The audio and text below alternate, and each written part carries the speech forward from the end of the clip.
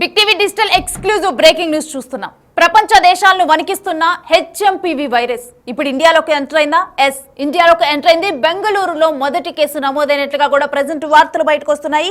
ముఖ్యంగా కూడా ఈ హెచ్ఎంపీవీ వైరస్ చిన్న పిల్లల మీద, మరోవైపు వృద్ధుల మీద, వీళ్ళ మీద ఎక్కువగా ప్రభావం చూపుతున్నట్లుగా ఇప్పటి వరకు చైనా, జపాన్, హాంకాంగ్ లో వీటి ప్రభావం ఎక్కువగా ఉంది. అయితే ఆయా కంట్రీస్ నుంచి వచ్చిన నిర్ధారణ ద్వారా తెలిసిన విషయం, ఇప్పుడు కూడా ఈ వైరస్ చిన్నపిల్ల కాదు, ఒక పసిపిల్లలు అంటే 8 నెలల చిన్నారులో గుర్తించడం జరిగింది. బెంగళూరులోని ఒక ప్రైవేట్ ఆసుపత్రిలోనైతే ప్రజెంట్ ఈ హెచ్ఎంపీవీ వైరస్ లక్షణాలు ఆ అమ్మాయిలో క్లియర్గా కనిపించాయి. ఈ హెచ్ఎంపీవీ వైరస్ లక్షణాలు జలుబు, దగ్గు, ఊపిరితిత్తులు, శ్వాస తీర్చుకోవడంలో ఇబ్బందిగా ఉంటుంది. సో వీటన్నిటికి సంబంధించి కూడా లక్షణాలు తనలో కనిపించాయి. తర్వాత అదే న్యూమోనియాగా కన్వర్ట్ అవుతుందని కూడా ఇప్పటి వరకు వైద్యులు వెల్లడించడం జరిగింది. దీనికి సంబంధించి 2001లోనే ముందుగా గుర్తించారు అప్పుడు సైంటిస్టులు.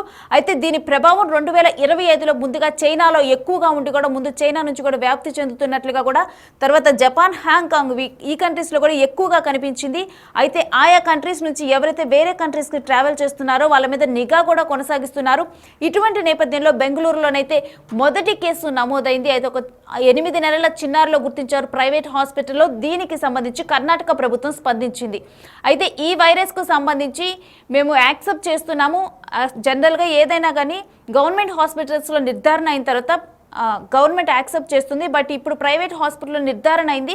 అయినప్పటికీ కూడా దీంట్లో మాకు ఎటువంటి డౌటు లేదు, మేము నిర్ధారిస్తున్నామని చెప్పారు. అయితే దీని మీద ఇంకా కూడా కేంద్ర ప్రభుత్వం అయితే స్పందించలేదు. ఆల్రెడీ కూడా హెచ్ఎంపీవీ వైరస్ మీద ప్రపంచ దేశాలన్నీ కూడా భయపడుతున్నాయి. మరోసారి లాక్డౌన్ వస్తుందా? చైనాలో లాక్డౌన్ సిచ్యువేషన్ వచ్చింది. కొన్ని ప్రాంతాల్లో హాస్పిటల్స్ అన్ని కూడా కిటకిటలాడిపోతున్నాయి అని వార్తలు వస్తున్న నేపథ్యంలో ఇప్పుడు ఇండియాలో మొదటి కేసు నమోదవటం అయితే కలవర పెడుతుంది. దీనికి సంబంధించిన డీటెయిల్స్ మా ప్రతినిధి శివ లైవ్లో అందిస్తారు. శివ, మొదటి కేసుకు సంబంధించి అసలు డీటెయిల్స్ ఏంటి? రైట్ రేణు, భారతదేశంలో తొలి హెచ్ఎంపీవీ కేసు నమోదైంది. బెంగళూరులోని ఒక ప్రైవేట్ హాస్పిటల్లో, అంటే బాపిస్ట్ అనే ప్రైవేట్ హాస్పిటల్లో ల్యాబ్లో ఒక 8 నెలల చిన్నారికి టెస్ట్ చేసిన నేపథ్యంలో ఈ ఫ్లూ సంబంధించి ఆనవాళ్లు దొరికాయనేది ప్రధానంగా వైద్యులు చెప్తున్నారు. అంటే ఏదైతే ఈ వైరస్ నమూనాల్లో 0.07% ఈ ఫ్లూ నమూనా ఉన్నట్లు కూడా వైద్యులు ధృవీకరించారు. దానిలో భాగంగానే ఈ 8 నెలల చిన్నారికి హెచ్ఎంపీవీ సోకినట్లుగా వైద్యులు ధృవీకరించారు. వైద్యులు ప్రైవేట్ ల్యాబ్ ధృవీకరించిన ఈ కేసును ఇటు రాష్ట్ర ప్రభుత్వ వైద్య శాఖ అధికారులు కూడా ఈ ఏదైతే ప్రైవేట్ ల్యాబ్లో ఈ కేసు నమోదైనట్లు చెప్తున్నారో ఈ కేసును మేము కూడా అంగీకరిస్తున్నాము. ఇప్పుడున్న సిచ్యువేషన్ బట్టి చైనా వ్యాప్తంగా కూడా హెచ్ఎంపీ వైరస్ వ్యాపిస్తుంది. దాదాపు 327 కేసులు చైనాలో వ్యాపించి ఉన్నాయి.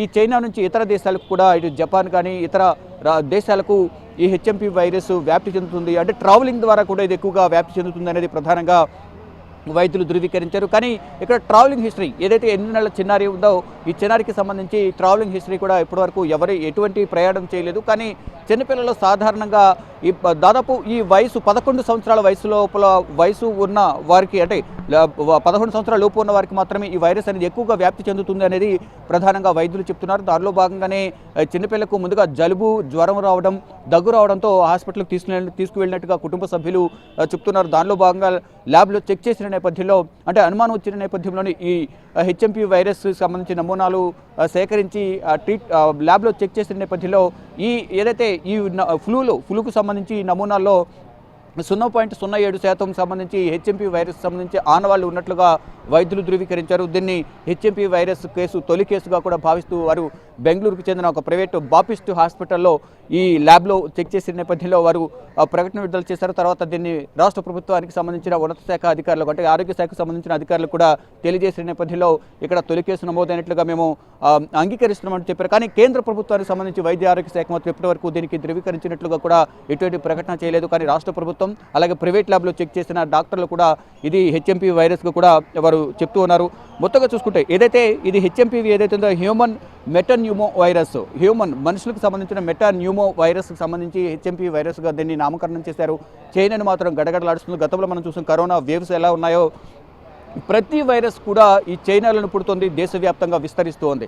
చైనాకు వెళ్ళిన తర్వాత ప్రపంచ దేశాలకు సంబంధించిన ప్రతి ఒక్కరు కూడా చైనాలో ఉంటూ ఉంటారు. వ్యాపార నిమిత్తం కానీ, ఉద్యోగ నిమిత్తం కానీ అక్కడ ట్రావెలింగ్ చేస్తూ ఉంటారు. కానీ అక్కడికి వెళ్ళి మళ్ళీ రిటర్న్ వచ్చే సందర్భంలో అక్కడ ఉన్న వైరస్లను క్యారీ చేస్తూ ఇతర దేశాలకు వారు వ్యాపిస్తున్నారు. కానీ ప్రతి సందర్భంలో కూడా ప్రతి ఒక్కరు వ్యక్తిగత జాగ్రత్తలు తీసుకోవాలని ఎప్పటికప్పుడు వరల్డ్ హెల్త్ ఆర్గనైజేషన్ కానీ ఆ రాష్ట్రాలకు సంబంధించి ఆ దేశాలకు సంబంధించిన ఆరోగ్య శాఖకు సంబంధించిన ఉన్నత శాఖ అధికారులందరూ కూడా చెప్తూ ఉన్నారు. కానీ వైరస్ అనేది ఎవరికి తెలియకుండా ఉంటుంది. అంటే జలుబు రూపంలో ముందు జలుబు, దగ్గు, జ్వరం ఈ విధంగా వ్యాప్తి చెందడం సాధారణంగా అందరూ కూడా జలుబు కదా ఏం కాదు అనేది ప్రధానంగా అందరూ భావిస్తుంటారు. దానిలో భాగంగా మాస్కులు ధరించడం కానీ తగిన జాగ్రత్తలు తీసుకోవడంలో నిర్లక్ష్యం వహిస్తారు. ఆ నిర్లక్ష్యమే ప్రాణాల మీదకి తీసుకొస్తుంది. మన గతంలో నిర్లక్ష్యం వహించడం ద్వారా దేశంలోనూ ఇతర ప్రపంచ దేశాల్లోనూ మన తెలుగు రాష్ట్రాల్లో కూడా కరోనా వైరస్ ఏ విధంగా వ్యాప్తి చెందింది, ఎంతమంది కుటుంబాలు మరణించాయి మనం చూసాం. కానీ అటువంటి ప్రమాదం మళ్ళీ పుంజుకొచ్చే ప్రమాదం కనిపిస్తోంది. ఇక్కడ ఫర్ ఎగ్జాంపుల్ మనం చైనాను చూసుకుంటే చైనాలో మొదట కరోనా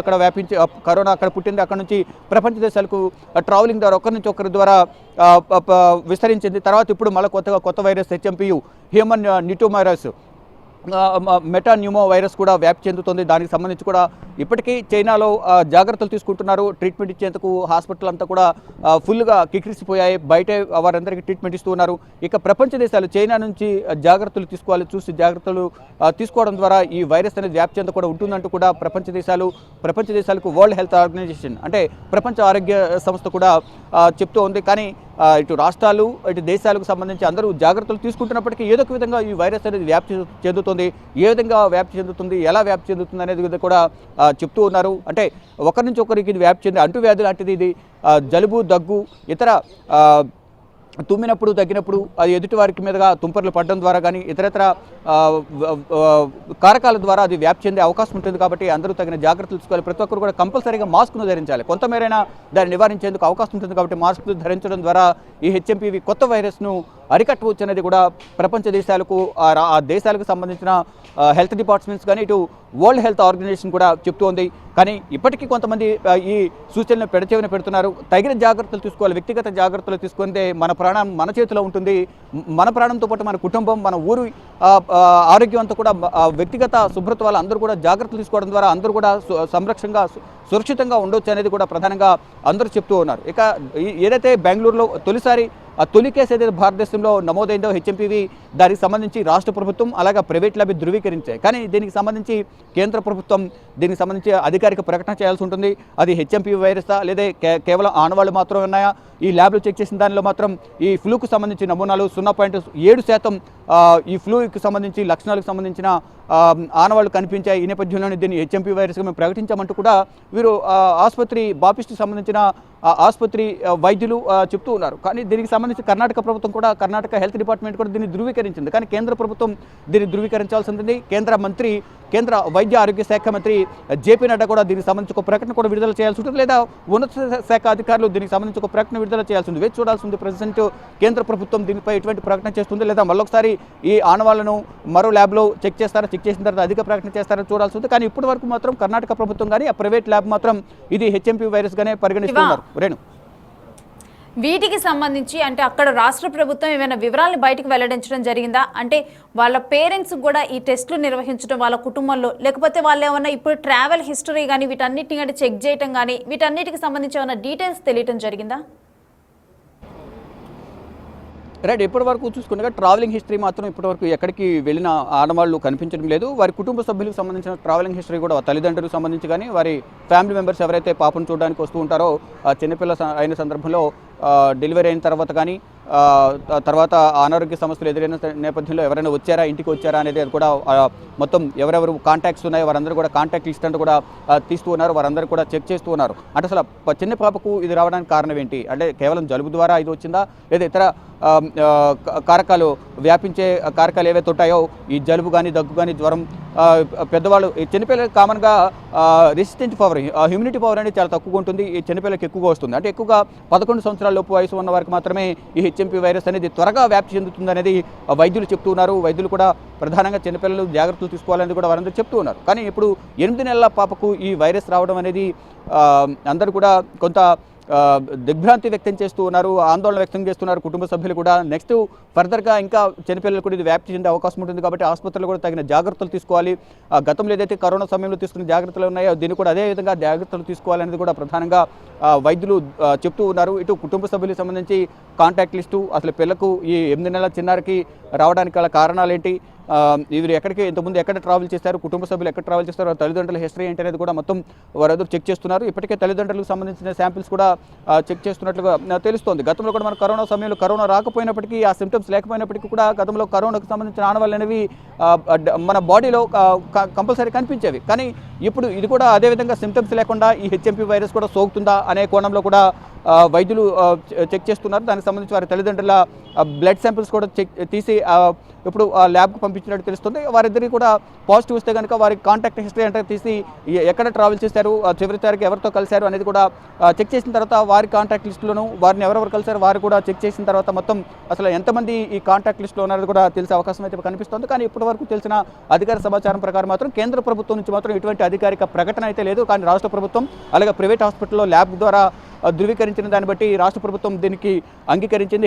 హెచ్ఎంపీ వైరస్ నమూనాల్లో 0.7% సంబంధించి ఈ ఫ్లూ నమూనాలకు సంబంధించి శాంపిల్స్ సేకరించారు కాబట్టి ఇది హెచ్ఎంపీ వైరస్ కానీ మేము ధృవీకరిస్తామంటే కూడా రాష్ట్ర ప్రభుత్వం తెలిపింది. ఇక మొత్తంగా చూసుకుంటే దేశాలతో పాటు ప్రపంచాన్ని కూడా కరోనా గతంలో ఏ విధంగా అయితే వణికించిందో ఇప్పుడు కూడా హెచ్ఎంపీ వైరస్ కూడా అదే విధంగా విస్తరిస్తుంది అనేది కూడా ప్రధానంగా తెలుస్తోంది. ఇప్పుడు చైనాలో ప్రజెంట్ సిచ్యువేషన్ చూసుకుంటే కనుక గతంలో కరోనా వైరస్ సందర్భంలో ఏ విధంగా అయితే చైనా ప్రజలు ఇబ్బందులు ఎదుర్కొన్నారో ఇప్పుడు కూడా అదే విధంగా ఇబ్బందులు ఎదుర్కొంటున్నట్టు తెలుస్తుంది.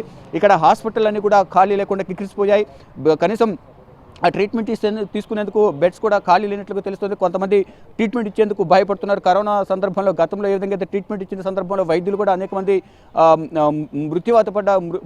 మృతి చెందిన పరిస్థితి కనిపిస్తుంది. ఇప్పుడు కూడా అదే పరిస్థితి ఏర్పడే అవకాశం ఉందనే భయంతో కొంతమంది ఇటువంటి కేసులు వచ్చినప్పుడు వారు లీవ్ మీద వెళ్ళడం కానీ భయపడి వారికి అనారోగ్య సమస్యలు నేను చెప్పడం కానీ ఈ విధంగా అనేక మంది హాస్పిటల్ కూడా రాకుండా వారు హాస్పిటల్కు దూరంగా ఉంటున్నట్లుగా తెలుస్తోంది. ఈ నేపథ్యంలోనే ప్రతి ఒక్కరు తగిన జాగ్రత్తలు తీసుకోవాలనేది ఇటు భారత ప్రభుత్వం కానీ ఇతర దేశాలకు సంబంధించిన ప్రభుత్వాలన్నీ కూడా పలు సూచనలు చేస్తున్నాయి. ఇటు వరల్డ్ హెల్త్ ఆర్గనైజేషన్ కూడా పలు సూచనలు చేస్తుంది. ప్రజెంట్ ప్రతి ఒక్కరు కూడా మాస్కులు ధరించండి, మాస్కులు ధరించడం ద్వారా ఈ కొత్త వైరస్ బారిన పడకుండా ఉండే అవకాశం ఉంటుందంటూ కూడా చెప్తున్నారు. ఇటు కేంద్ర ప్రభుత్వం ఏం ఆదేశాలు ఇస్తుంది, ఎటువంటి సూచనలు ఇస్తుందని కూడా ప్రజెంట్ వేచి చూడాల్సి ఉంది. గతంలో ఏదైతే చైనాలో వ్యాపించిన వ్యాధికి సంబంధించి హెచ్ఎంపీ వైరస్ సంబంధించి అంతా రీసెర్చ్ చేసిన తర్వాత ఇటు కేంద్ర ప్రభుత్వం కూడా ఉన్నత స్థాయి సమీక్ష నిర్వహించింది. రాష్ట్ర ప్రభుత్వాలకు, రాష్ట్రాల ఉన్నత శాఖ అధికారులకు, వైద్య ఆరోగ్య శాఖకు సంబంధించిన అధికారులు కూడా పలు సూచనలు చేశారు. ఈ రాష్ట్రాల్లో హాస్పిటల్ అన్నీ కూడా తగిన జాగ్రత్తలు తీసుకోవాలి. హెచ్ఎంపీ వైరస్ వ్యాపించే అవకాశం ఉంది కాబట్టి తగిన జాగ్రత్తలు తీసుకోవడం ద్వారా ఈ వైరస్ వ్యాప్తిని అరికట్టవచ్చు అనేది కూడా రాష్ట్ర ప్రభుత్వాలకు కేంద్ర వైద్య ఆరోగ్య శాఖ పలు సూచనలు చేసింది. కానీ ఇప్పుడు తొలి కేసు